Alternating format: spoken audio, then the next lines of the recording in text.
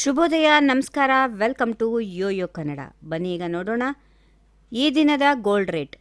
Iran Israel ನಡುವಿನ ಯುದ್ಧ ಬಿಕ್ಕಟ್ಟಿನ ನಡುವೆ ಅಂತಾರಾಷ್ಟ್ರೀಯದ ಮಟ್ಟದಲ್ಲಿ ಚಿನ್ನ ಮತ್ತು ಬೆಳ್ಳಿ ಮಾರುಕಟ್ಟೆಯಲ್ಲಿ ಬೆಲೆಗಳು ಅನಿರೀಕ್ಷಿತ ತಿರುವು ಪಡೆದುಕೊಳ್ಳುತ್ತಿವೆ. ಕಳೆದೆರಡು ದಿನದ ಹಿಂದೆ 4 ವಾರಗಳ ಗರಿಷ್ಠ ಮಟ್ಟವನ್ನು ತಲುಪಿದ್ದ ಬೆಳ್ಳಿ ಬೆಲೆ ಇದೀಗ ಸುಮಾರು 11% ಕುಸಿದಿದೆ. ಅದೇ ರೀತಿ ಚಿನ್ನದ ಬೆಲೆ ಕೂಡ ಕುಸಿಯುತ್ತಿದೆ. ಈ ಹಠಾತ್ ಕುಸಿತಕ್ಕೆ ಪ್ರಮುಖ ಕಾರಣ US ಡಾಲರ್ ಬಲಗೊಳ್ಳುವುದು.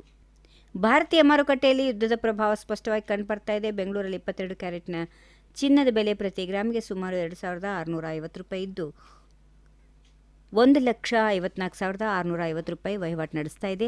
ಹಿಂದಿನ ದಿನಗಳಲ್ಲೂ ಗಣನೀಯ ಇಳಿಕೆ ಕಂಡಿದ್ದು, ಕೇವಲ 2 ದಿನದಲ್ಲಿ ಚಿನ್ನದ ಬೆಲೆ ಸುಮಾರು 5,000 ರೂಪಾಯಿಗಳಷ್ಟು ಕಡಿಮೆಯಾಗಿದೆ.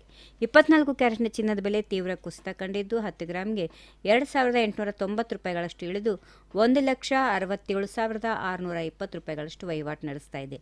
ಬೆಳ್ಳಿ ಬೆಲೆ ಕೂಡ ಕಿಲೋಗ್ರಾಮ್ಗೆ 2,95,000 ರೂಪಾಯಿಗಳ ಸುತ್ತಮುತ್ತ ಇದೆ.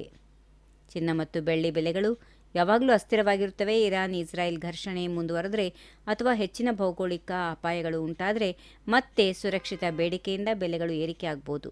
ಆದರೆ US ಡಾಲರ್ ಮತ್ತಷ್ಟು ಬಲಗೊಳ್ಳುವುದು ಅಥವಾ ಆರ್ಥಿಕ ಸ್ಥಿರತೆಯ ಸುದ್ದಿಗಳು ಬಂದರೆ ಇಳಿಕೆ ಮುಂದುವರಿಯಬಹುದು. ಈ ವಿಡಿಯೋ ನಿಮಗೆ ಇಷ್ಟವಾದಲ್ಲಿ ಲೈಕ್ ಮಾಡಿ, ಶೇರ್ ಮಾಡಿ, ಸಬ್ಸ್ಕ್ರೈಬ್ ಮಾಡಿ.